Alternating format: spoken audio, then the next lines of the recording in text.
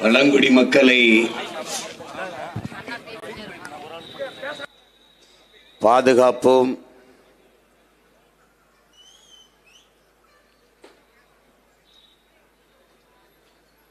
என்கிற நோக்கத்தை முன்வைத்து உலக பழங்குடி நாள் அந்த நாளிலே எழுச்சியோடு என் இன சொந்தங்கள் கூடியிருக்கிற இந்த கூட்டத்தை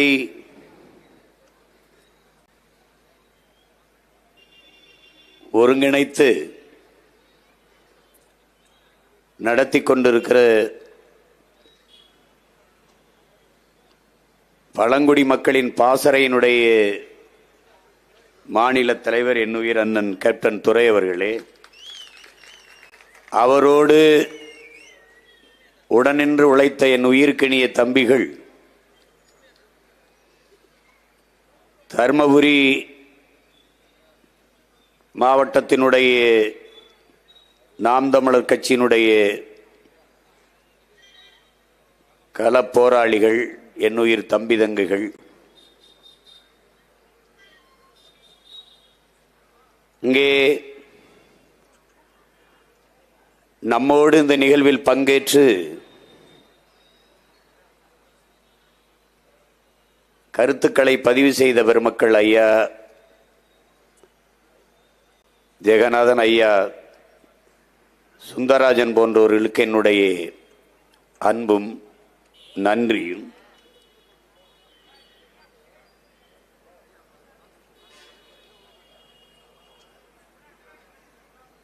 என் உணர்வோடும் உயிரோடும் கலந்து வாழ்கிற என் தாய் தமிழ் உறவுகள் அனைவருக்கும் என் அன்பும் வணக்கம். இங்கே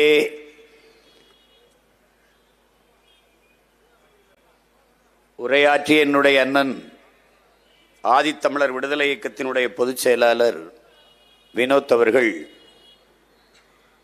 2016ஆம் ஆண்டு நாம் தமிழர் கட்சி முதலாக தேர்தலை எதிர்கொள்கிற போது எப்படி நாங்கள் ஆட்சி செய்வோம், தேர்தல் அறிக்கை அல்ல, ஆட்சி எப்படி செய்வோம் என்கிற செயல்பாட்டு வரைவினை உருவாக்கினோம். அதை நானே முன்னின்று உருவாக்கினேன். அதை என்னோடு உடன் இருந்து நிறைய என் உடன் பிறந்தார்கள், உழைத்தார். அப்போது இந்த ஆதி தமிழ் குடிகளுக்கான உரிமை, அவர்களுக்கான அரசியல் அதிகாரம், இவற்றை குறித்தெல்லாம் ஒரு வரைவை என்னுடைய அண்ணன் எழுதி கொண்டு வந்து தந்தார்கள். அதை அந்த செயல்பாட்டு வரைவில் வகுத்து தொகுத்து இணைக்கிற போது ஒரு முழக்கத்தை முன்வைத்தேன். ஆதித்தமிழர் விடுதலை இல்லாது மீதி தமிழர் விடுதலை வெல்லாது.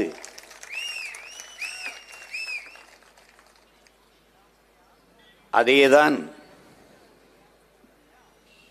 இன்றும்.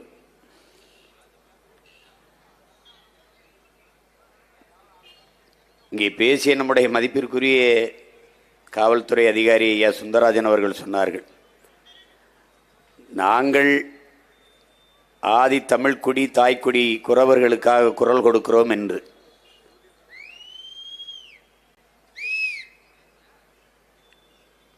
அதை அப்படி பார்க்கக்கூடாது. எங்கள் பிறவி கடமையை நாங்கள் செய்கிறோம் என்றுதான் நீங்கள் பார்க்க வேண்டும்.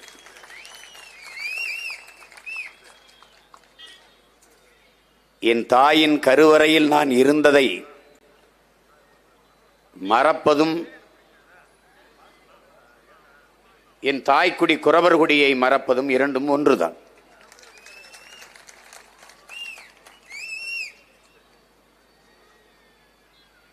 இங்கே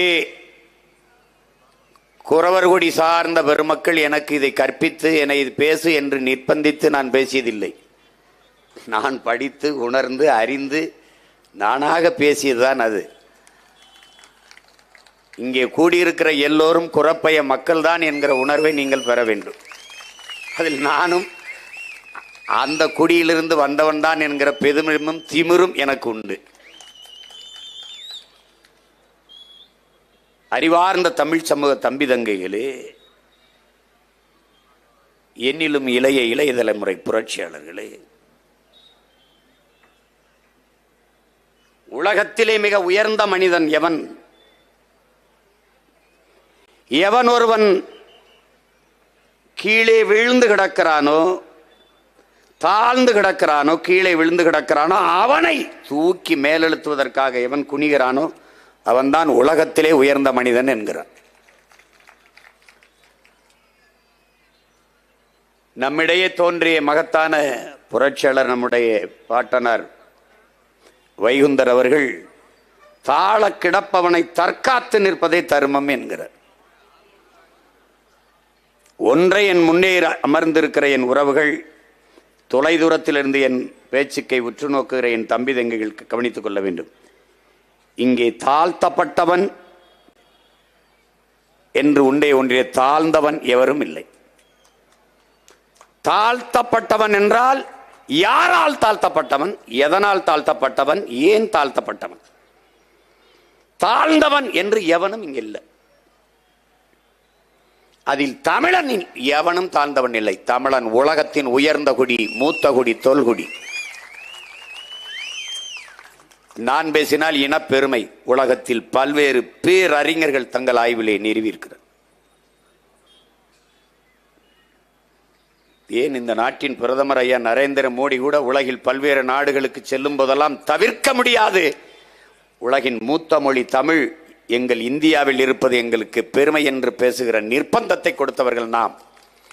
இந்திய மொழிகளின் தொன்மையை தமிழிலிருந்து அறியலாம் என்று அவர் பேசியதை நீங்கள் இன்றும் கேட்கலாம். என் தங்கை இளவஞ்சி கூட குறிப்பிட்டார்கள். அதை பலமுறை நான் பதிவு செய்திருக்கிறேன்.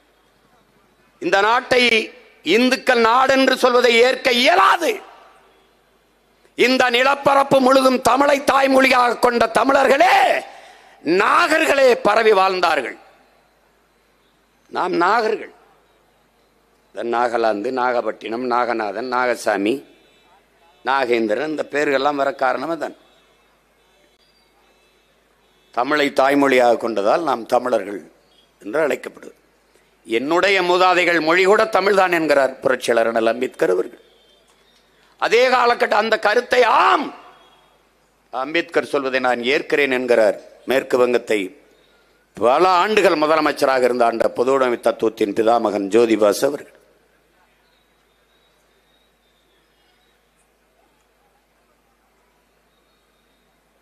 இங்கே பேசிய நம்முடைய ஐயா சுந்தரராஜன் அவர்களோடு கூப்பிட்டார்கள். தொல்காப்பியமும்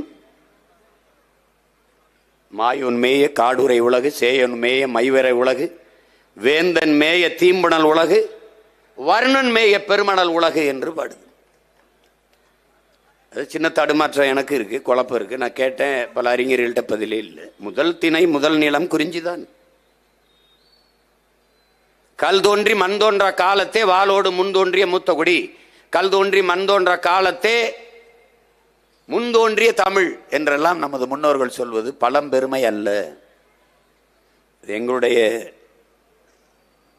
என்னுடைய மாமா தமிழ் கடல் நாவுக்கரசர் காளிமுத்தவர்கள் விளக்குகிறார்கள்.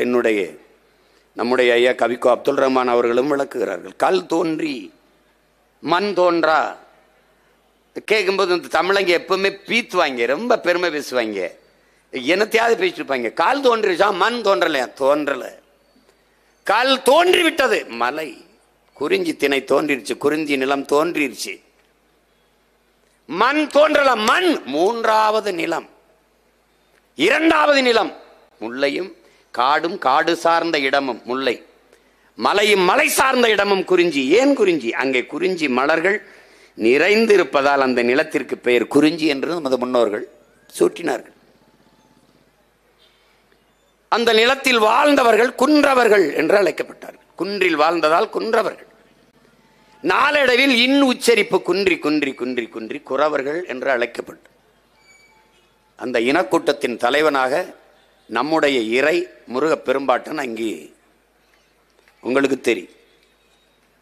குன்றில் வாழ்ந்ததால் மலை முடுக்குகளில் அடுக்குகளில் ஏறி ஏறி இறங்கி இறங்கி தசை இடை நரம்புகள் அப்படி முறுக்கி ஏறி இருந்ததால் முறுக்கன்.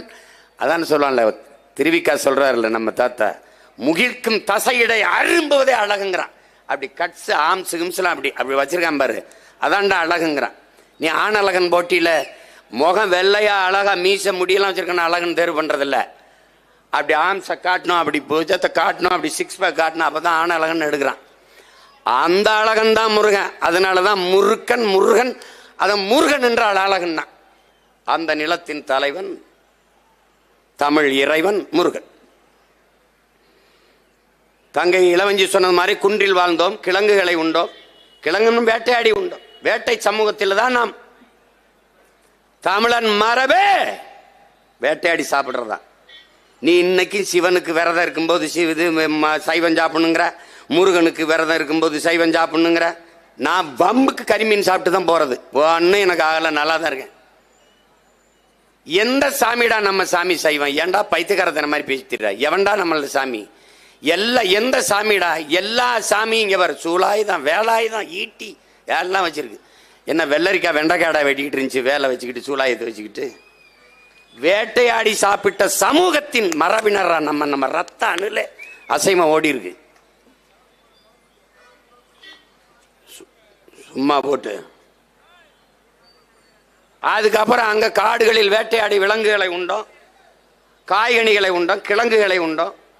மெதுவா இடம்பெறை தொடங்கின நகர்ந்தோம், கீழே இறங்கி வந்தோம். காடு சார்ந்த இடமும் மலை அடிவாரத்தை ஒட்டி அங்கே முல்லை மலர்கள், சின்ன சின்ன மலர்கள் நிறைந்திருந்ததால் நமது முன்னவர்கள் முல்லை நிலம், முல்லை திணை என்று வரையறுத்தார். இதுவரை வேட்டையாடி உண்ட விலங்கை ஏன் வளர்த்து உண்ணக்கூடாது என்று நமது முன்னவர்கள் சிந்தித்தார்கள். ஆடு மாடுகளை வளர்க்க தொடங்கினார்கள். அங்கே நாம் மேய்ப்பரானோம். அங்கே குறவர், இங்கே ஆயர், கோன். அந்த இனக்கூட்டத்தின் தலைவன் கையிலே ஒரு கோலை கொடுத்தார்கள். அதை வைத்திருக்கிற தலைவன் கோன். கோன் என்றால் அரசன். வரப்புயர நீர் உயரும், நீர் உயர நெல் உயரும், நெல் உயர குடி உயரும், குடி உயர கோல் உயரும், கோல் உயர கோன் உயர்வான் என்று அவை பாடிய பாட்டு இருக்கு. ஆனா கோன்னா உனக்கு கேவலமா தெரியுது, யாதவனா உனக்கு பெருமையா தெரியுது. அது எந்த மொழி சொல்னே உனக்கு தெரியல. உன்னை அரசன் என்று சொல்வது, நீ மன்னன் என்று சொல்வதை விட உனக்கு பெருமை வேற ஒண்ணு வேணுமா என்ன? கோன். அங்க வாழ்ந்தோம். அங்கேயே 1-2 கண்டுபிடிச்சிட்டோம். நல்லா கவனிச்சுக்க, உலகத்துக்கு என்ன கண்டுபிடிச்சவன் நம்ம தான். அது எப்படின்னு சொல்ற அப்படின்னு, ஆடு மாடுகளை என்பதற்கு எண்களை கண்டுபிடிச்சிட்டான். நமது மூதாதை வள்ளுவ பெருமகனார் நமக்கு தந்தருளிய மறைமொழியிலே எழுத்தன்ப என எண்ணன்ப என்று எழுதவில்லை, எண்ணன்ப என எழுத்தன்ப. இவை ரெண்டும் கண்ணன்ப வாழும் உயிர்தான். முதல்ல வந்தது என்னடா, அதுக்கப்புறம் தான்டா எழுத்துன்னு எழுதிட்டான். வேணா எடுத்து பார்த்துக்க. முதல்ல என்னை கண்டுபிடித்தவன் நீனும் நானும். ஆயர் கூட்டம் நாம தான். 2வது திணை மக்கள். கீழே இறங்குறோம். நிலம் பள்ளமா இருக்கு. அங்கு வாழ்ந்த எல்லாரும் பல்லர்கள் தான். நானும் பல்ல, நீனும் பல்ல, எல்லாரும் பள்ளம் தான். அது நீ கோச்சுக்க ஓட்டு போட போடாத போ. சத்தியமும் உண்மையும் கொஞ்சம் கசக்கத்தான் ராஜா, கசக்கத்தான் செய்யும். ஆனால் கனி எப்போதும் இனிக்கும். பொறுமையா இருக்குன்னா உண்மையை நீ உணர்ந்து பார். நாம் பல்லர்கள். அது காரண பெயர். ஏன் நிலம் பள்ளமாக இருந்தது, அங்க வாழ்ந்தோம். அருவி ஆரக்கண்டம் நீர் ஓடிச்சு, குளிச்சோம். அந்த இடத்துல நாகரிகம் அடைஞ்சோம். நிலைச்சு வாழலாம்னு நகர்ந்து வாழ்ந்த நாம் நிலைத்து வாழலாம் முடிவெடுத்தோம். அங்க உணவுப் பொருள்களை வேளாண்மை செய்து சாப்பிடலாம்னு முடிச்சோம். ஆடு மாடுகளை வளர்க்க தொடங்கினோம். உழவுக்கு மாட்டை பழக்க தொடங்கினோம். மாட்டை உழவுக்கு பழக்க அதோடு போய் சிநேகம் பாராட்டினோம். காட்டு விலங்கை வீட்டு விலங்கா மாத்தணும். அது திமிலோடு ஏறி அப்படி விளையாண்டு அன்பு தடவி வருடி நமக்கு நட்பாக்கணும், உறவாக்கணும். அந்த திமிலோடு ஏறி விளையாட தொடங்கும் போது அதை ஏறு தழுவுதல்னு வச்சான் சங்க இலக்கியத்துல. கொல்லேற்று கோணஞ்சுவானை மறுமையும் புல்லாலை ஆய மகள்னு சங்க இலக்கியத்துல பாட்டிருக்கு. என்ன, காலை அடக்க அஞ்சுகிற ஆண்மகனை அடுத்த பிறவியிலும் திருமணம் செய்யலாம், மணமுடிக்கலாம் என்று ஆயர் மகள் நினைக்க மாட்டாளுங்கிறது அந்த பாட்டு. பின்னாடி ஜல்லிக்கட்டுன்னு ஆகுது. அது நாயக்க மன்னர்கள் வந்தபோது கொம்புல சல்லி காசுகளை கட்டி விட்டு ஓட விட்டு பிடிக்க விடும்போது சல்லியை கட்டியதால் ஜல்லிக்கட்டுனானது. அது அல்ல, ஈறு தழுவுதல் தான் தமிழன் மரபு விளையாட்டு. அதை புரிஞ்சுக்கணும். நீ என்ன காலை நம் மாடு, அது மாடு இல்லடா, நம்ம செல்வம். அதே வள்ளுவ பெருமகனார் கேடில் விழிச்செல்வம் கல்வி ஒருவருக்கு மாடல்ல மற்றையவைங்கிறார். கல்விதான் மானுடனுக்கு அறிவு செல்வம், ஆனால் மாடும் நம் செல்வம் பாடுறார். மாடு மாடல்ல செல்வம். அதனாலதான் நீ எல்லாம் எங்களை காட்டுப்பை மக்கள் நினைச்சிட்டு இருப்ப. இன்னும் ரேஷன் கார்டில் காலமாட்டு பேர் எழுதினவங்கடா நாங்க கருப்பான் செவலைன்னு. குடும்ப படம் எடுக்கும் போது ஸ்டுடியோக்குள்ள அந்த புகைப்பட ஒளிப்பட நிறுவனத்துக்குள்ள குடும்பத்தோடு காலை நிக்கிற படம் இருக்கடா நான் காட்டுறேன்டா, பதிவிறக்கம் பண்ணி பாடுறேன். குடும்ப அட்டையில காலமாட்டு பேர செத்த மரபுல வந்தவன்டா நம்ம.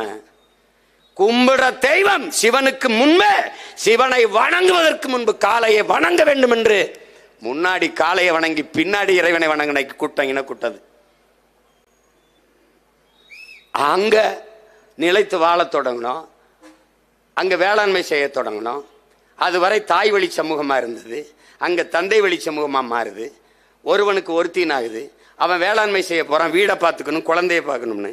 அன்னைக்கு தாய் யாருன்னு தெரிஞ்சது, தந்தை யாருன்னு தெரியல. அது வேற. அப்ப தெரியுது, ஒருவனுக்கு ஒருத்தின் வாழும்போது தந்தை இவன் வருது. அப்புறம் தான் அப்பம் பேரை போடுறது, அப்பம் பேரை முதல் எழுத்தா போடுறது, இந்த கிளிக்கிறதெல்லாம் வந்துட்டுது. உனக்கு புரியுதுன்னு நினைக்கிறேன். தந்தை வழி சமூகமா மாறுறோம். அங்கதான் கலை, இலக்கியம், பாட்டு, கூத்து, இசை, நாட்டியம் எல்லாம் வருது. அங்கதான் கோயில கட்டுறோம், அங்கதான் வழிபடுறோம். பல்லர்கள் நாம் தான் பாண்டியர்கள். டே, இதுல எந்த சாதி சமூகத்துல பாண்டியன்னு பேர்ல சொல்றான் சொல்லு. தேவேந்திரர்ல பாண்டியன் இல்லையா? வன்னியர்ல இல்லையா? கோனார்ல இல்லையா? நாடார்ல இல்லையா? கவுண்டர்ல இல்லையா? சொல்லு. முதலியார்ல இல்லையா? உடையார்ல இல்லையா? எல்லாருலையும் பாண்டியன் பேரு. காரணம், நாம் தான்டா பாண்டியர்கள். அப்ப அங்க இருந்தா அங்க வாழ தொடங்கினோம். இப்ப என்ன நீங்க கவனிக்கணும், குறவர் மருத நிலம். இங்க மருத மரங்கள் அதிகமாக இருந்தால் இந்த நிலத்தின் பெயர் மருத நிலம். இப்ப கல் தோன்றிருச்சு, மண் தோன்றல. மண் எப்போது தோன்றுகிறது? நிலம் எப்போது வருகிறது? மூன்றாவது நிலமாக வருது. அப்ப கல் தோன்றி மண் தோன்றா காலத்தே வாளோடு முன் தோன்றிய மூத்த குடி தமிழ் குடி என்று பாட்டு வருது. மலையிலே தோன்றிட்டான் தமிழன்.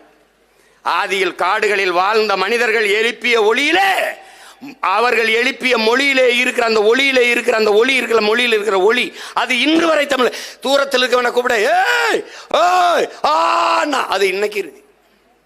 அதனால ஆதியில் மனிதன் பேசிய முதல் மொழி தமிழ் என்று அமெரிக்க மொழியில் ஆய்வறிஞர் அலெக்ஸ் குலியர் பதிவு செய்கிறார். நான் சொன்னா வீண் பெருமை பேசுறேன்பா. அமெரிக்காவில் இருக்க அலெக்ஸ் குலியருக்கு என்ன வந்தது? இன்னும் இருக்காரு. அப்ப குறிஞ்சி திணை, மருத நிலம், குறிஞ்சி நிலம் இடையிலே முல்லை நிலத்தில் வாழ்ந்ததால் அவர்கள் இடையர்கள் என்று அழைக்கப்பட்டார்கள். அது காரண பெயர், குடிப்பெயர் அதல்ல. குடிப்பெயர் கோன் ஆயர். நிலம் பள்ளமாக இருந்ததால் நாம் பல்லர்கள், அது குடிப்பெயர் அல்ல, காரண பெயர். குடிப்பெயர் வேளாண்மை செய்ததால் நாம் வேளாளர்கள். இதை நல்லா விளங்கணும். ஒரு தொல்குடி நம் தாய்க்குடி, குறவர் குடி, அதில் இருந்த இத்தனை குடி. இதற்கு பிறகு கடலும் கடல் சார்ந்த இடமும் போறோம். அது நெய்தல் என்று அழைக்கப்படுது. அங்க வாழ்ந்தவன் மீனவன் அல்ல, அவனுக்கு பேர் மீனவன் அல்ல. மீனவன் என்பது காரண பெயர். காரணம், மீன் பிடிப்பதால் மீனவன். பால் விற்கிறதுனால பால்கார், கீரை வித்தா கீரைக்கார். அப்படிதான் நீ சொல்ற.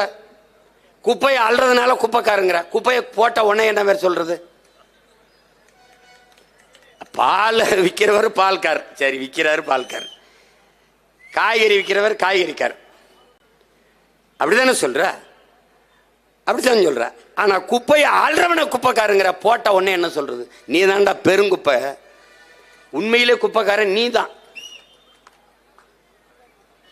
அது மாதிரி மீனை பிடிப்பதால் நாம் மீனவர்கள், ஆனால் அது நம் குடிப்பெயர் அல்ல. நம் குடிப்பெயர் பாரந்த கடல் பரப்பிலே வாழ்வதால் நாம் பரதவர்கள் என்பதுதான் நம்முடைய குடிப்பெயர். இந்த 4 குடியில் இருந்துதான் உலகில் இத்தனை மானுட சமூகம் தளிர்த்து துளிர்த்து கிளைத்து வளர்ந்து இருக்கிறது என்பதை அறிவார்ந்த தமிழ் சமூக மக்கள், பெரும் அறிஞர் பெரிய கவிக்கோ நம்முடைய ஐயா அப்துல் ரஹ்மான் அவர்களே இது குறித்து பேசியிருக்கிறார்கள். வலையொலியில் இருக்கு, நீ தட்டி பார்க்கலாம். அப்ப நம்முடைய தாய் குடியை போற்றுவது என்பது, பாதுகாப்பது என்பது நம்முடைய கடமை, பிறவி கடமை. அது இல்லாம அரசியல் செய்து என்ன பண்றது? எந்த திராவிட கட்சியடா குறவனுக்கு சீட்டு கொடுத்துருக்கு? எந்த திராவிட கட்சியடா முடிதிருத்துற மருத்துவ குலத்துக்கு சீட்டு கொடுத்துருக்கு? எந்த திராவிட கட்சியடா சலவை தொழிலா நம்ம இன சொந்தங்கள் வண்ணாருக்கு சீட்டு கொடுத்துருக்கு? எந்த திராவிட கட்சியடா கொடுத்துருக்கு சொல்லு? எந்த திராவிட கட்சி கொடுத்துருக்கு? தச்சருக்கு கொடுத்துருக்கா? குயவருக்கு கொடுத்துருக்கா? குயவருக்கு கொடுத்துருக்கா? ஒரே ஒரு கட்சி தான்டா தமிழ்நாட்டில் கொடுத்துருக்கு, நாம் தமிழர் கட்சி மட்டும்தான் கொடுத்துருக்கு. அதை நாமும் செய்யவில்லை என்றால் வேற எவஞ்சமா? அப்ப எதுக்குடா நாம் தமிழர்னு ஒரு கட்சி? ஒரு தேசிய விடுதலைக்கு வருகிற போது இங்க பார், எனக்கு கடவுள் நம்பிக்கை இருந்ததில்லை, நான் அப்படி வளர்ந்தவன், என் தலைவனுக்கும் இல்லை அப்படி அவர் வளர்ந்தார். ஆனால் ஒரு தேசிய விடுதலை என்று நிற்கிற போது 3 சுவத்தில் வீடு கட்ட முடியாது, 4 சுவர் வைத்தான் வீடு கட்ட முடியும். அந்த 4வது சுவர் தமிழ் தேசியனத்தின் மெய்யியல். என்னுடைய வழிபாடு உலகத்தின் மூத்த குடிக்கென்று ஒரு இறை, ஒரு வழிபாட்டு மறை இருந்திருக்கணும். அது எது? அதான் இப்ப நாங்க செய்யறது. அண்ணல் அம்பேத்கர் சமய புரட்சி இல்லாத அரசியல் புரட்சி வெல்லாது என்றார். நான் அதையே பண்பாட்டு புரட்சி இல்லாது அரசியல் புரட்சி வெல்லாது என்று வைத்தேன். அவ்வளவுதான். அவர் அதிகாரம் மிக வலிமையானது, நான் அதை அடைந்து விட்டால் எளிமையானதுன்னு பின்னாடி சேர்த்து விட்டேன். அவ்வளவுதான். அதிகாரம் மிக வலிமையானது, அந்த அதிகாரம் என் மக்களுக்கானதுன்னு நான் சேர்த்தேன். அவ்வளவுதான். பாதை அவர் போட்டது, பயணம் எங்களுது. அதை தான் அவர் சொல்லுகிறார். கோட்பாடு இவ்வளவுதான், ரொம்ப எளிது. நான் யாருக்கும் அடிமை இல்லை, எனக்கும் யாரும் அடிமை இல்லை. இது ஒரு கோட்பாடு அண்ணல் அம்பேத்கரோடு. ஐயா பெரியாரோடது, தான் உயர்ந்த சாதி என்று எண்ணிக்கொள்கிற பெருமக்கள் தனக்கு கீழே தாழ்ந்த சாதி யாரும் இல்லை என்று எண்ணிக்கொண்டால் சமூகத்தில் பிரச்சனை இல்லை. இவ்வளவுதான் கோட்பாடு. எந்த சொல் உன்னை எலி சொல் என்று சொல்கிறதோ அந்த சொல்லை எலி சொல்லாக மாற்று, எழுச்சி சொல்லாக மாற்று. இந்த கூட்டத்திலே எவன் குறவன், எவன் பறையன் என்று எவன் கேட்டாலும் எழுந்து நில்லடா. ஆம், நான் தான் குறவன், நான் தான் பறையன் என்று எழுந்து நில். எந்த சொல் உன் மீது இழி சொல் என்று சுமத்தப்படுகிறதோ அந்த சொல்லை எழுச்சி சொல்லாக மாற்று. இல்லாத வரை உனக்கு விடுதலை இல்லைடாங்கிறார். யாரு? நம்முடைய தாத்தா ரட்டமலை சீனிவாசன். அதே அண்ணல் அம்பேத்கர் வேற வடிவத்தை அதே கருத்து தான். எந்த சொல்லை வைத்து உன்னை அவமதிக்கிறானோ, அவமானப்படுத்துகிறானோ அதையே உன் ஆயுதமாக தூக்குடாங்கிற, ஆயுதமா ஏந்திராங்கிறார். அதே உன் ஆயுதமா ஆக்குடா. அவ்வளவுதான்.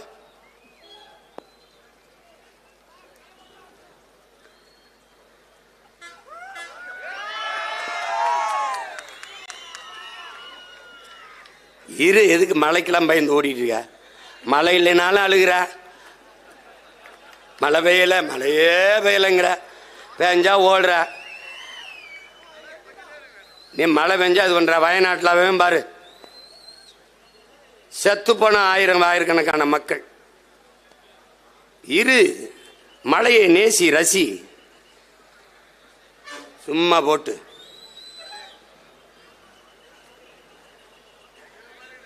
மழை இல்லைன்னா ஏதுரா உலகத்துல உயிர்கள்? இருறா, கொட்டுற குண்டு மலைக்கே ஓடாத கூட்டத்தில் பிறந்துட்டு குளிர் மலைக்கு பயந்துக்கிட்டு வடையை பிடிக்கிறது, பாய பிடிக்கிறது. நனைடா, நெல்லும் எள்ளும் வெங்காயம் தாண்டா நனைஞ்சா முளைக்கு, நீ ஒன்றும் முளைச்சு போக மாட்டாயிடா. இருடா, எங்கடா போற? சும்மா ஏதோ ஐயோ அப்படின்னு.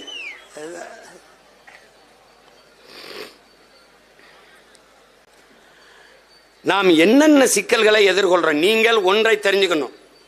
பழங்குடி மக்கள் என்று தனியால, தமிழ் குடியே பழங்குடி தான். நல்லா கவனிச்சுக்கணும். இதில் பழங்குடி மக்களின் பாதுகாப்பு, அன்னை பூமியை பாதுகாக்க ஆதிக்குடியை பாதுகாப்போம் என்பது பழங்குடி மக்கள், ஷெட்யூல் டிரைப்ஸ், குறவர் குடிக்கு மட்டுமல்ல, தமிழ் குடியே பாதுகாக்கப்பட வேண்டிய சூழலுக்கு தள்ளப்பட்டிருக்கு. நினைச்சுக்க ஐயா சுந்தரராஜன் சொன்னார் பாருங்க, அவன் மண்டையில உளவியல அவனுக்கு ஏத்திருக்கான். இங்க பார், வெள்ளக்காரன் படை நகர்த்தி வந்து கொண்டே இருக்கான். தென் மாநிலங்களில் நுழையும் போது அவனுக்கு பிரச்சனை இருக்கு. எப்படிடா இவங்களை பிளந்து பிரித்து அடிக்கிறது, சிதைக்கிறது, அடிமைப்படுத்துவது என்று முடிவெடுக்கிற போது அவன் தயங்குறான். அப்ப முதலாக அவன் என்ன ஒன்று யோசிக்கிறான், எவன் போர்க்குணம் கண்டு மூர்க்கமாக களத்தில் பாய்வானோ அவனை எல்லாம் குற்ற பரம்பரை என்று சட்டத்தை போட்டு ஒடுக்கிறான். அதுல முதலில் போட்டது கள்ளர், அதுக்கப்புறம் குறவர், அப்புறம் மறவர், இப்படி ஒவ்வொரு சாதியாக போறான். சொல்றாரு பாருங்க, 73 சாதியா போடுறான். நல்லா கவனிச்சுக்கணும். அதனால அவன் பொது புத்தியில் என்னன்னா, எந்த குற்றச்செயல்களுக்கும் முதல்ல குறவர் இளைஞர்களை பெண்களை பிடிச்சு கொண்டு உள்ள போட்டுருவான். நான் வந்து போராடும் போதெல்லாம் ஒவ்வொரு தம்பியும் கண்ணீர் விட்டு கதறான். தொட்டதுக்கெல்லாம் தூக்கிட்டு போய் காவல் நிலையத்தில் வச்சு அடிக்கிறாங்கன்னா, இந்த வழக்கை ஒத்துக்க, இந்த செயின் அத்தேன், இந்த வீட்டில் நான் திருடுனேன்னு ஒத்துக்க. அவனுக்கும் இந்த திருட்டுக்கும் ஒரு சம்பந்தம் இல்லை, ஒரு சம்பந்தம் இல்லை. ஆனால் அவனுக்கு ஏன், அவனுக்கென்று குரல் இல்லை, அவனுக்கென்று அரசியல் வலிமை இல்லை, அதிகாரம் இல்லை. அவன் ஒடுக்கப்பட்ட அடித்தட்டு மக்களாக இருக்கான். அந்த இடத்தில் அவனுக்காக குரல் கொடுத்து கூட நின்று தோல் கொடுத்து நிற்க வேண்டியது ஒவ்வொரு தமிழச்சிமாரில் பால் குடித்த மான தமிழ் மகனின் கடமை என்பதை நீ புரிஞ்சுக்கணும். உன் பிறவி கடமை, அதை புரிஞ்சுக்க. நீ குறவர் குடிங்கிற ஆதிக்குடி, நீ தாயின் முளை மார்பில் குடிச்சான், அவன் பூமி தாயின் மலை மார்பில் பால் குடிச்சான். அவன் இல்லைன்னா காடும் இல்லை நாடும் இல்லை. நீரின்றி அமையாது உலகம் என்பது போல காடின்றி அமையாது நாடு என்பதும் சத்தியம், உண்மை. அதை புரிஞ்சுக்கணும். இன்னைக்கு வயநாட்டில் மலைச்சரிவு, பெரிய சேதம், பேரிழப்பு, அப்படி என்ன செய்யறது தெரியாம உறைஞ்சிட்டது நாடு. எல்லார் இதயங்களும் இடி விழுந்தது போல மக்கள் அப்படியே பார்க்குற, என்ன செய்யறது தெரியல. நம்முடைய போற்றுதற்கும் வணக்கத்திற்கும் உரிய பெருந்தகை முத்தமிழ் பேரறிஞர் ஐயா வைரமுத்து அவர்கள் ஒரு கவிதை எழுதியிருக்காங்க. இந்த முத்தமிழ் பேரறிஞர்னு சொல்றேன்னு நினைக்கிறியா? இவன் சொல்ல மறுத்தா நான் சொல்றேன். அவர் முத்தமிழ் பேரறிஞர் அல்ல, நான் சொல்றேன் நாத்தமிழ் பேரறிஞர். 4 தமிழ் பேரறிஞர். இயலிசை நாடகம்ங்கிற முத்தமிழ் தான் நீ பார்த்திருக்க. அறிவியல் தமிழ் ஒன்று இருக்கு, அதையும் சேர்த்து நான் தமிழ் பேரறிஞர் நான் சொல்றேன். இன்னைக்கு நான் சொல்லும்போது கேட்க, கூண்டுக்குள்ள நின்று நான் கத்துறதுனால கூவுறதுனால கேட்க மாட்டேது. ஒரு நாள் கூரையில ஏறி இந்த சேவல் கூவும், அன்னைக்கு எல்லா பயிலும் என்னை நீ பார்ப்பேன். அதிகாரமற்ற எளிய மகன் அரூர்ல ஏதோ ஒரு ஓரத்தில் நின்று பேசிக்க நினைக்காத. 2 வருஷம் 2 ஆண்டு தான் பொறுத்துரு. மொத்தம் இப்ப என்னை சுத்தான். நான் பேசினாலும் என்னை பற்றித்தான் பேசுவேன், பேசினாலும் என்னை பற்றித்தான் பேசுவேன், என் கட்சியை பற்றித்தான் பேசுவேன், என் தம்பி தங்கச்சியில பற்றித்தான் பேசுவேன். தம்பி, என் பேரை பற்றி உச்சரிக்காம உனக்கு சோறு கிடையாது. என் எச்சில் இல்லாம உங்க கட்சி கிடையாது, ஒரு பய கிடையாது. பல பேருக்கு சோறே என்னை பேசுறதான் திட்டுறதான். தீட்டி தீட்டி பேசினாலும் வட்டியில சோறு அப்பா. அது மாதிரி அவன் என்னதான் திட்டி திட்டி பேசினாலும் அவனுக்கு வட்டியில 2 சோறு. சீமானை பத்தி பேசினா ஒரு 5000ங்க. போடா போடா பொழைச்சிட்டு போடா பொழைச்சிட்டு. மாசம் 5 லட்சம் போடா, நல்லா நல்லா போட போட.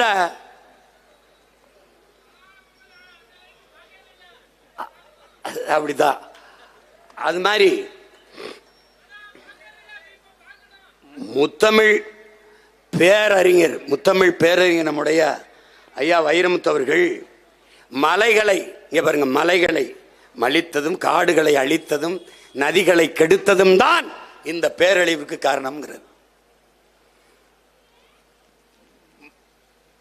மலைகளின் புத்திரர்கள், புதல்வர்கள், குறவர்கள்,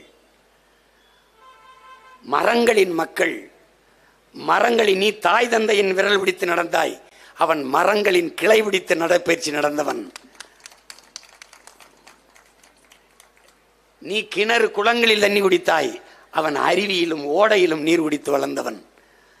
அவன்கிட்ட போய் நீ பேசாத. காடுகளின் நீள ஆழம் அகலம் தெரியும், அவனுக்கு மலை முகடுகள் எல்லாம் தெரியும். அவனோட நீ ஒன்றும் போட முடியாது. நீ உலகத்தில் ஒண்ணுமே உன் பிள்ளைகளுக்கு படிப்பிக்காதேங்கிறான். இயற்கையை நேசிக்க கற்றுக்கொடு, இயற்கை எல்லாவற்றையும் கற்றுக் கொடுக்குங்கிறான். ஒரு பேர் அற்புதம்டா இயற்கை. கோடையில் உனக்கு மாம்பழம் பழுக்கும், மாம்பழம் 2 மாசம் கிடைக்கும், சாப்பிட்டுருங்கிறான். நாவற்பழம் கிடைக்கும், அந்த பருவத்தில் நாவற்பழத்தை சாப்பிட்டு. பலாப்பழம் கிடைக்கும், சாப்பிட்டு. எந்த பருவத்தில் எந்தெந்த பழம் கிடைக்கிறதோ அந்த பழத்தை எல்லாம் சாப்பிட்டுருங்கிறான். இயற்கை உனக்கு கொடையா கொடுக்குது, நீ செய்ய மாட்டியே. 10 ரூபா 15 ரூபாய்க்கு இளநீ கிடக்கும் சாலையில், அதை குடிக்க மாட்டேன். ஆனால் தேடி போய் உயர்ந்த ஒரு உணவு விடுதியில் காஸ்ட்லி ரெஸ்டாரண்ட்டில் உட்காந்துட்டு கொக்கோ கோலா பெப்சி குடிச்சு சாவ. ஒரு கொக்கோ கோலா ஒரே மூச்சில் குடிச்சிட்டு உட்கார்றான், நெஞ்சடைச்சு நீ சாகரியாலான்னு பாடுற. ஒரு கொக்கோ கோலா பெப்சியை வாங்கிட்டு போய் உன் வீட்டு கக்கூச கழுவிடா, பளிச்சுன்னு ஆகுதா இல்லையான்னு பாடுற. அப்போ குடிச்சின்னா உன் குடல் அது மாதிரி பளிச்சுன்னு ஆகுமாகாதடா. இதை அறிவார்ந்த தமிழ் சமூக மக்கள் சிந்திக்கணும். காடுகள், மலை முகடுகளில் உயர்ந்து அடர்ந்து இருக்கிற காடுகள் தான் பூமிக்கு மேகத்தை அறுவடை செய்து மழையாக கொண்டு வருது. அதுதான் அருவியை பிரசவிக்குது, அருவிதான் ஆறை உருவாக்குது. இந்த இயற்பியல், இந்த உயிரியல் உண்மையை, இந்த அறிவியல் உண்மையை என் அன்பு பிள்ளைகள் அறிந்து கொள்ளணும். உனக்கு காடு தொலைதூரத்தில் பார்த்தால் காடு, நம் குறவர் குடிக்கு, ஆதி தமிழ் குடிக்கு அது வீடு என்பதை நீ கவனத்தில் வச்சுக்கணும். கண்டகாரினத்தில் மாவோயிஸ்ட் எப்படி உருவானா? 200 லட்சம் கோடிகளுக்கு, 200 லட்சம் கோடிகளுக்கு அந்த மலைகளில் இருக்கிற கனிம வளங்களை வெட்டி எடுக்கிறதுக்கு அந்நிய முதலாளிகளுக்கு ஒப்பந்தம். காடுகளை அழித்தால்தான் மலைகளில் இருக்கிற கனிம வளங்களை எடுக்க முடியும். காடுகளை அழிக்க இவர்கள் புகுகிற போது, பாய்கிற போது, உள்ளே நுழைகிற போது, உனக்கு காடு எனக்கு வீடு என்று அங்கு வாழ்ந்த பழங்குடிகள் போராட தொடங்கினான்.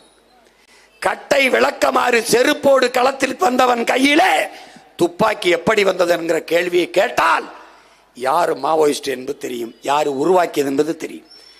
காட்டுக்குள் கட்டையோடும் விளக்கமாறோடும் போராட வந்தவன் கையிலே துப்பாக்கி திணித்தவன் எவன்?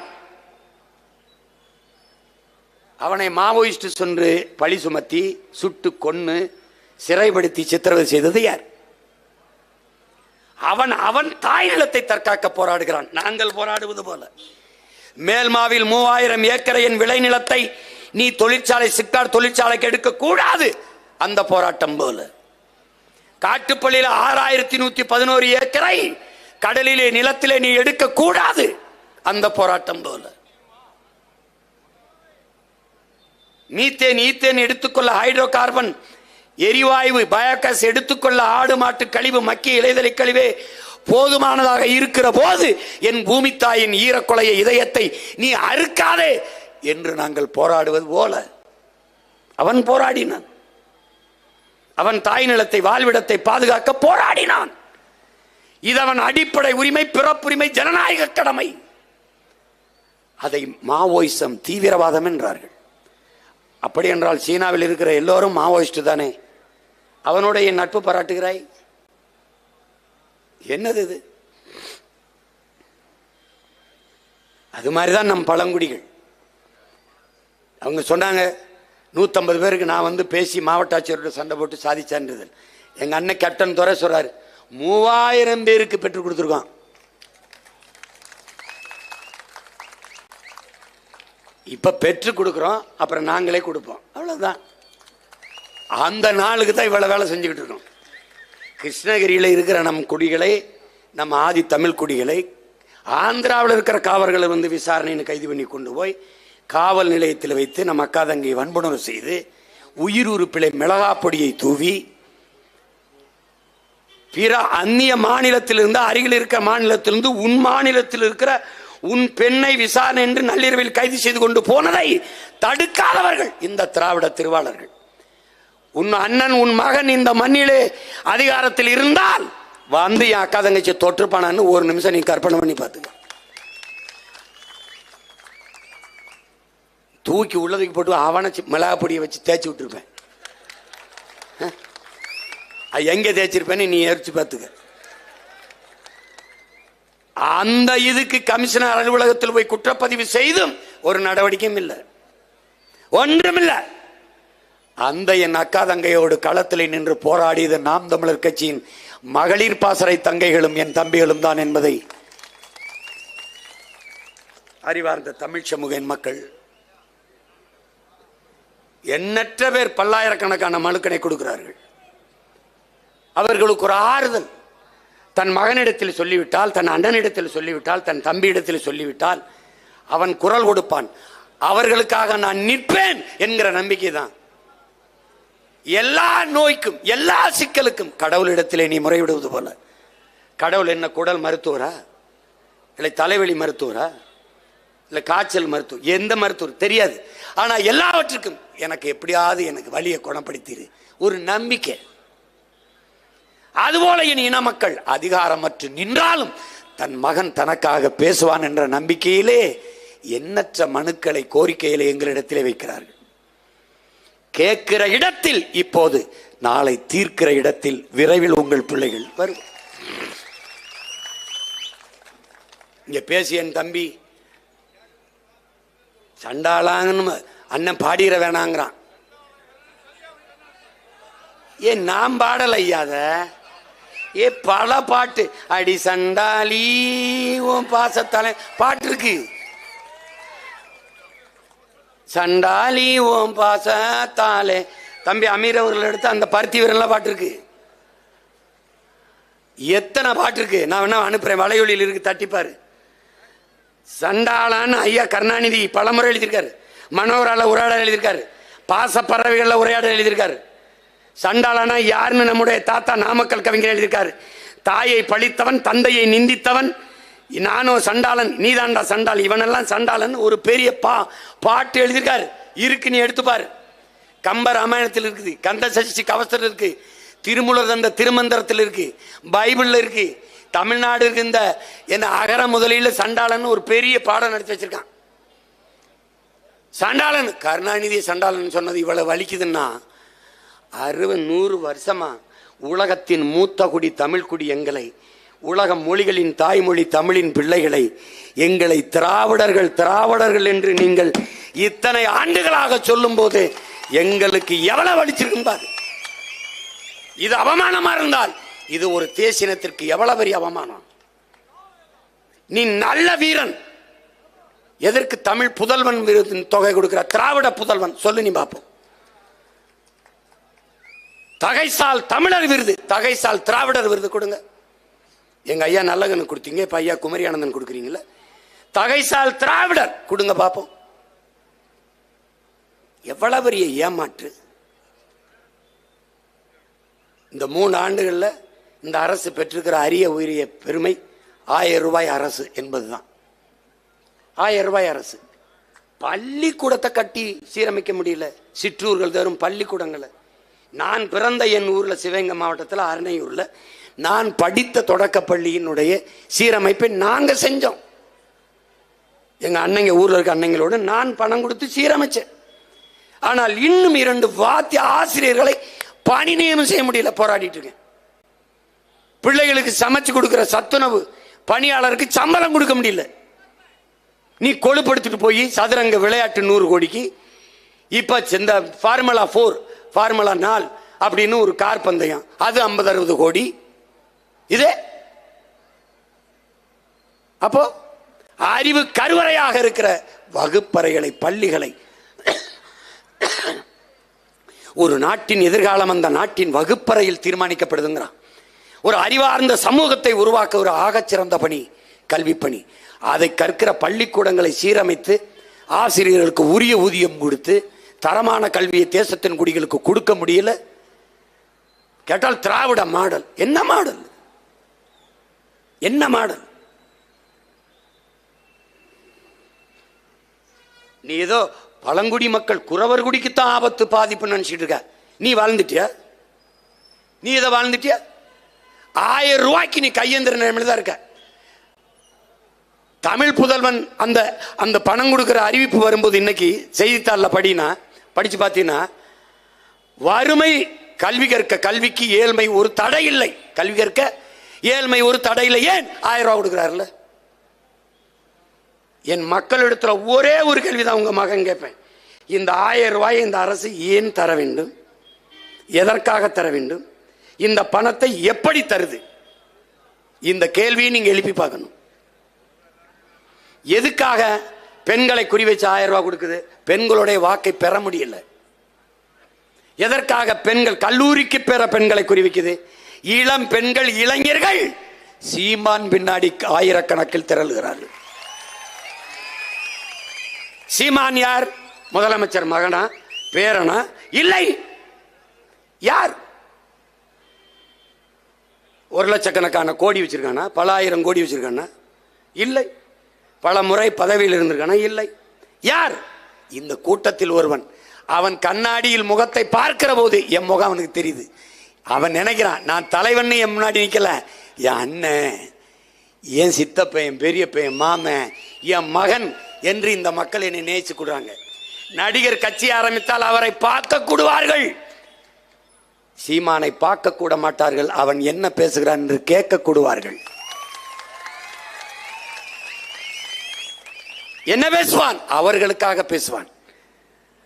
இதயத்தின் அடித்தளத்திலிருந்து பேசுவான், ஈரக்குலையிலிருந்து பேசுவான், உள்ளத்திலிருந்து பேசுவான், உதிரத்தை உருக்கி அதையே பேசுவான்.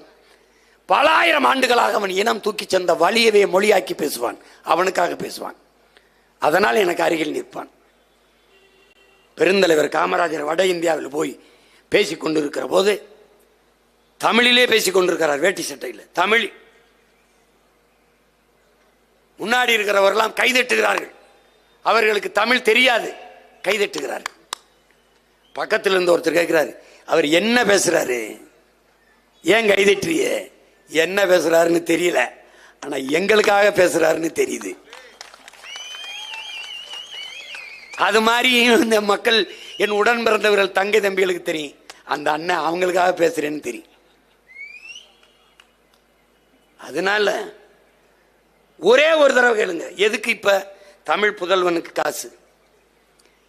ஏன்னா அவருக்கு தெரியுது இந்த 1000 ரூபாய் கொடுத்ததுல கொஞ்சம் இளம் பெண்கள் ஓட்டு நமக்கு விழுகுது. என்ன புள்ளி விவரம். இப்ப இந்த இளைஞர்கள் சீமானுக்கு போடுறான். அவன் என்ன நினைக்கிறான், நம்ம ஒரு தொகுதிக்கு 50 கோடி செலவழிச்சான், அவன் 5 லட்சம் தான் செலவழிச்சான், வட்டி காசால கூட செலவழிக்கல. நம்ம நிறுத்தும் போதெல்லாம் பெரிய பெரிய அமைச்சர்கள் மகன்களை நிறுத்தணும். அவன் யாருன்னே தெரியல வேட்பாளர். இவ்வளவு வேலை செஞ்சோம். ஆனா அவன் ஒரு ஆளா கத்தி 35 லட்சம் 36 லட்சம் ஓட்டை வாங்கியிருக்கான். 1 ரூபா ஓட்டுக்கு கொடுக்கல. யாரு போட்டது? கிறிஸ்தவ இஸ்லாமியர் போடல. ஏன்னா பிஜேபியின் பி டீம். நம்ம யாரு சொல்றா? மெயின் டீம் திமுக தான். கருணாநிதி ஐயாவின் 100ஆண்டு விழாவுக்கு நாணயம் காசு வெளியிடுகிறது மத்திய அரசு, இந்திய ஒன்றிய அரசு. ஏன்? எப்படி வெளியிடுது?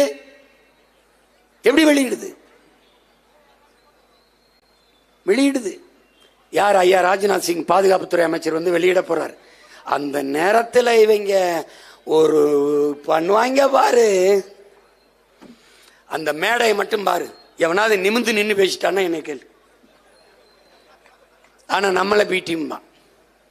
ராமர் ஆட்சியின் நீட்சி தான் திராவிட மாடல் ஆட்சி. இவன் தான் இப்ப என்ன சொல்றான், நாங்க தாங்க பிஜேபியின் B team, main team, Z team வரைக்கும் நான் தான்றான். போடல. பறையர் வந்துடக்கூடாது வென்றக்கூடாதுன்னு படையாட்சி போடுறதில்ல, படையாட்சி வந்துடக்கூடாதுன்னு பறையர் போடுறதில்ல. இடையில சொந்த பிள்ளை நாம பலியாயிரும், ஓட்டு போடல. ஆனாலும் 36 லட்சம் போட்டிருக்கான். எவன் போட்டான்? இன்றைக்கு கல்லூரியில் படித்துக் கொண்டிருக்க பிள்ளைகள், புதிய வாக்காளர்கள், இளைய தலைமுறை பிள்ளைகள். அவன் என்ன நினைக்கிறான்? இந்த நாட்டின் எதிர்காலத்தை காப்பாற்றணும்னா நாம் தமிழர் கட்சி வெல்லணும்னு நினைக்கிறான்.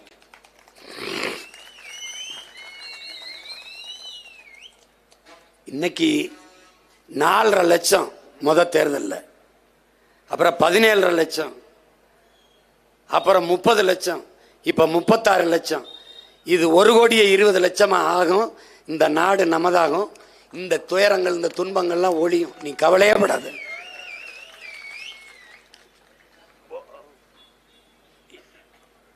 நம்ம கையில தான் இருக்கு. நாம் ஒவ்வொருவரும் போராடணுங்கிற முடிவுக்கு நீ வரணும். யாரோ ஒருத்தருடைய வேலைன்னு நீ போயிடக்கூடாது. என்னைய சொல்லுவாங்க, 3 மணிக்கு படுத்த, 6 மணிக்கு எந்திரிச்சு பயிற்சிக்கு போயிட்ட, இந்த 3 மணி நேரம் உறக்கம் போதுமா அப்படின்னு. உலகத்தில் சாதித்த எல்லாருடைய வரலாறையும் படித்தா மிக குறைந்த நேரம் தூங்கியவனாத்தான் இருக்கான். எங்களுடைய தலைவர், நம்முடைய தலைவர் கற்பித்தது என்ன? உறங்காதே, எழுந்திரு, எழுந்திரு, ஓடு. நீ அடிமை, அடிமை உரிமை பெறும் வரை ஓடு.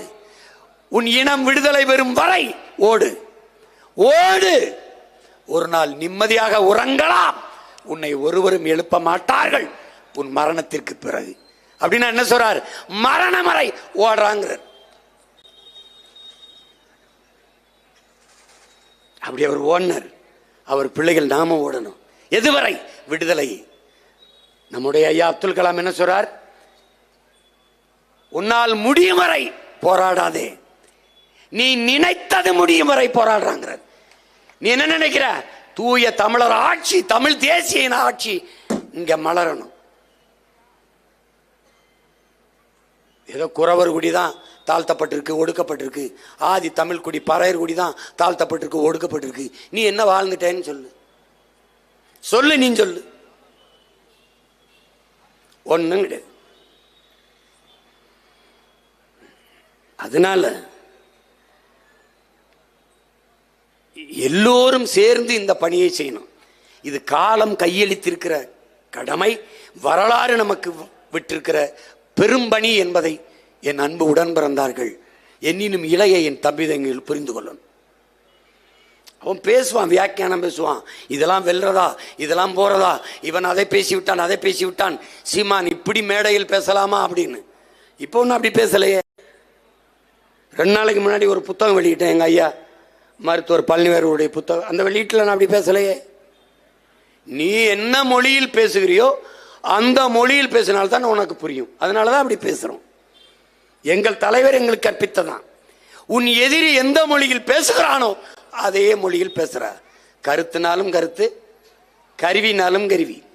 துப்பாக்கி தூக்கி வர்றவனுக்கு முன்னாடி போய் பிரசங்கம் பண்ணிருக்க முடியாது. நான் எந்த ஆயுதம் எடுக்க வேண்டும் என்பது எப்போதுமே எதிரிகள் தான் தீர்மானிக்கிறார்கள். அதை நீ புரிஞ்சுக்கணும்.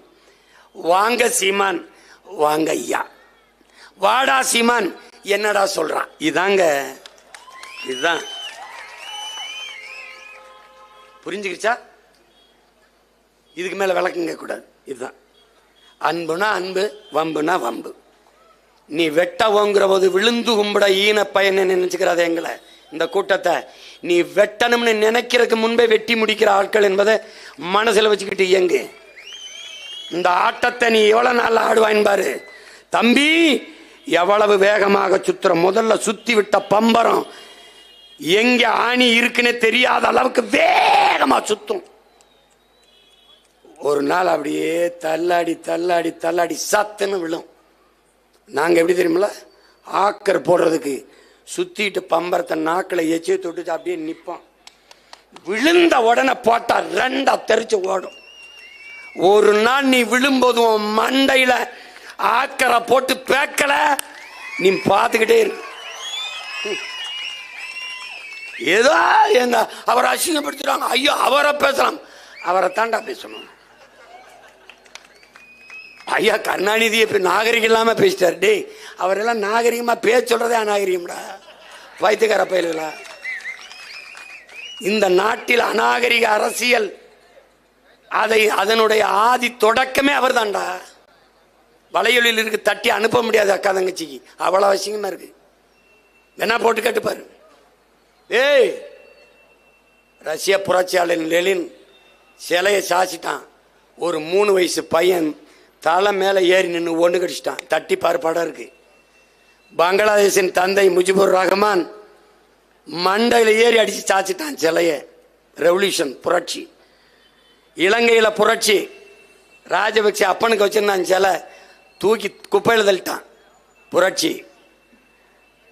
சந்திரபாபு நாயுடு வந்தாரு, ஜெகன்மோகன் ரெட்டி ராஜசேகர் ரெட்டிக்கு வச்சிருந்த சிலையெல்லாம் எங்க கிடக்கு எவனுக்கும் தெரியல.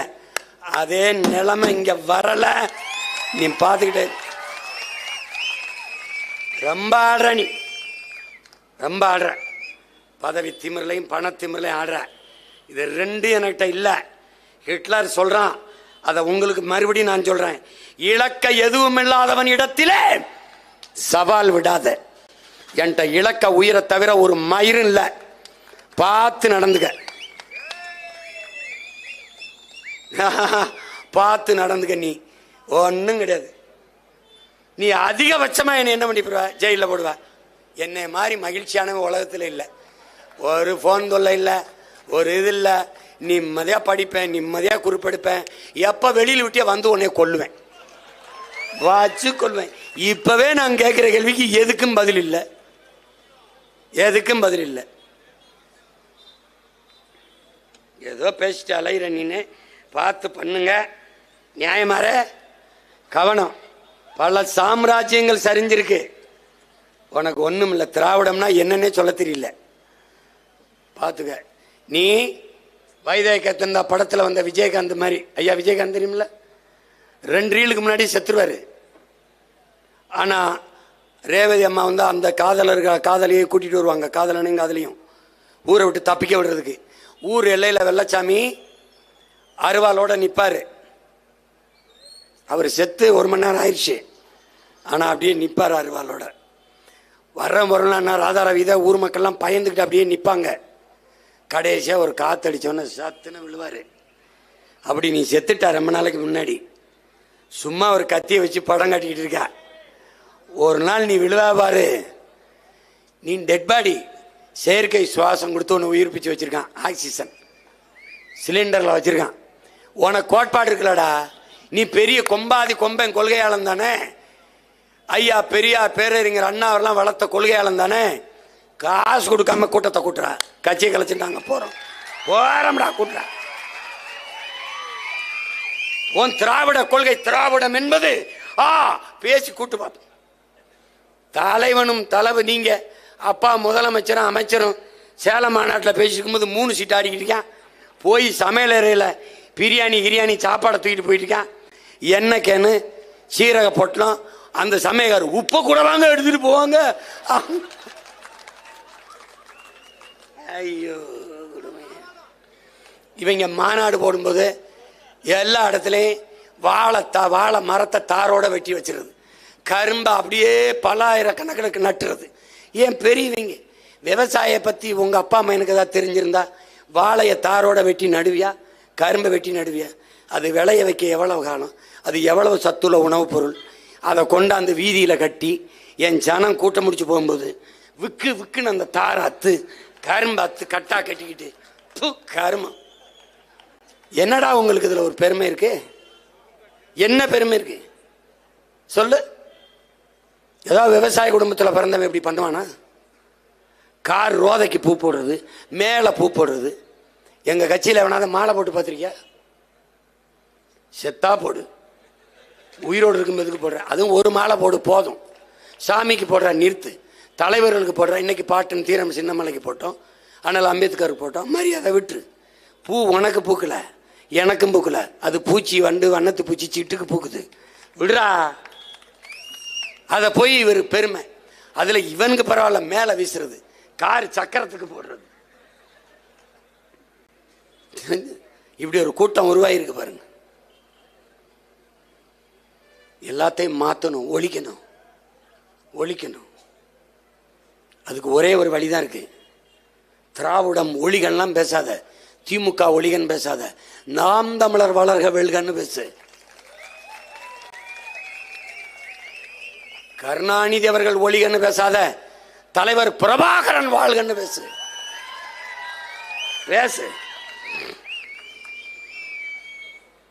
உறுதியா நில்லு. நம்ம வெல்ல போறோம், நம்பிக்கையோடு. முடியாதுன்னு நினைக்காத. நம்மால் முடியாது, உலகில் யாராலும் முடியாது. உலகில் யாராலும் முடியாதது நம்மால் முடியும் என்று நம்பு. விடியும் என்று விண்ணை நம்புகிற நீ முடியும் என்று உன்னை நம்பு. முடியும். சோம்பலை உதறி தள்ளுங்கள், உங்கள் சாம்பலும் சரித்திரம் படைக்கும். முடியாது என்று படுத்தால், முடங்கி கிடந்தால் சிலந்தியும் உன்னை சிறை பிடிக்கும். முடியும் என்று எழுந்து நடந்தால் இமயமும் உனக்கு குடை பிடிக்கும். எழுந்து நில்லு, பயப்படாத, எதுக்கும் பயப்படாத. அந்த பாட்டை துரைமுருகன் பாடினா என் தம்பி, வழக்கு போட்டு கைது பண்ணி கொண்டு போனேன். அதே பாட்டை நான் பாடினேன். ஏன் என்னை தொட மாட்ட? ஏன் ஏன் அது அது எனக்கு அசிங்கமா இருக்கு.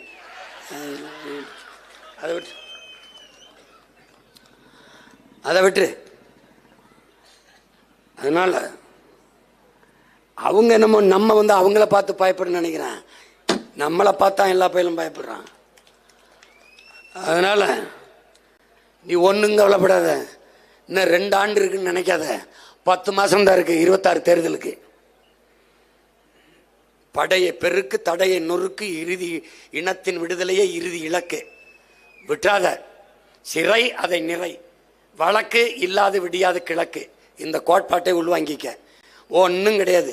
சிறை கட்டினதே நமக்கு தாங்கிற திமிரும் பெருமிதமும் உனக்கு இருக்கணும். சிறையை கட்டினதே நமக்கு தாண்டா. இங்க பாரு, திருடன், தாலியா இருக்கிறவன், கொள்ளக்காரன், கொலகாரன், இவனை தாண்டா சிறை சிதைக்கும். எப்பவும் மண்ணுக்கு மக்களுக்குமாக போராடுகிற புரட்சியாளனை, போராளியை சிறை செதுக்கும் என்பதை நீ நினைவில் வச்சுக்க. ஒன்றும் கிடையாது. நேரு மாதிரி இது. இன்னும் 16 ஆண்டுகள் கூட என்னை சிறையில் வையுங்கள், புத்தகத்தை மட்டும் தயவு செய்து கொடுத்து விடுங்கள்னாரு. புத்தகத்தை நீ நேசிக்க, சுவாசிக்க, வாசிக்க கத்துக்க. ஒன்றும் கிடையாது. நீ அறிவை தேடி ஓடுங்கள், நாளைய வரலாறு உங்கள் நிழலை தேடி ஓடி வருங்கிறார் புரட்சி ஜெனரல் அம்பேத்கர். அதை கவனத்தில் வைத்துக் கொண்டு செல்லுங்கள். அடித்தட்டு மக்கள், உழைக்கும் மக்கள், ஆதி தமிழ் குடிகளுக்கான அதிகாரத்தை நாம் வெல்வதுதான் பாதுகாப்பு. பெண்களுக்கு 50 விழுக்காடு கொடுப்பதற்கு காரணம் பாதுகாப்பு. குறவர் குடிக்கு தேர்தலில் நிற்க இடம் கொடுக்க காரணம் பாதுகாப்பு. ஆதி தமிழ் குடி பறையர் குடிக்கு பொது தொகுதியிலே 16 தொகுதி கொடுத்ததற்கு காரணம் பாதுகாப்பு தான்.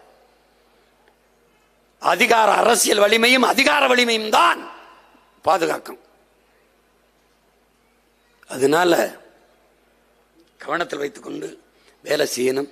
இது ஆதி பழங்குடி குறவர் குடிக்கான பாதுகாப்பு அல்ல, ஒட்டுமொத்த தமிழ் தேசிய குடிகளுக்கான பாதுகாப்பு என்பதை கவனத்தில் வைத்துக்கொண்டு களப்பன்றி ஆட்ட வேண்டும்.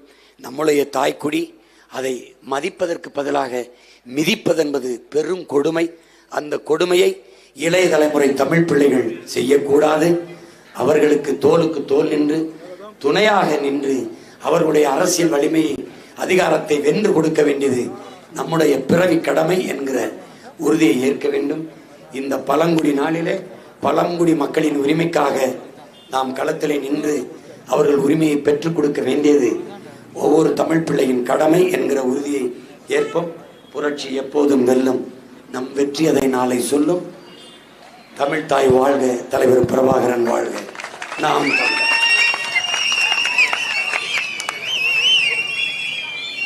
மொரப்பூர் ஒன்றிய செயலாளர் மகேஷ் சினேகா இணையரினுடைய பெண் குழந்தைக்கு அண்ணன் பெயர் சூட்டுகிறார். நம்முடைய தாய்க்குடி குறவர்குடியிலுடைய பெண்பார் புலவர் இளவேயினி என்கிற பெயரை இந்த மகளுக்கு சூட்டுகிறேன்.